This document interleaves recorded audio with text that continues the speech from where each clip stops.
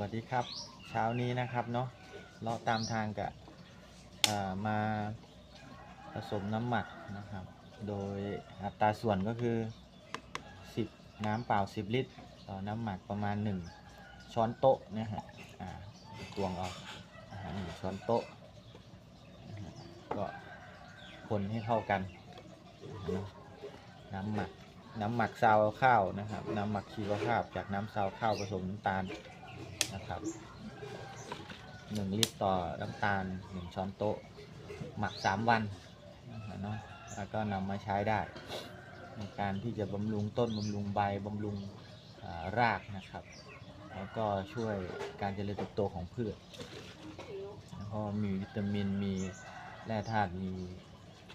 ปุ๋ยข้างในค่อนข้างจะเยอะนะครับจากน้ำซาวข้าว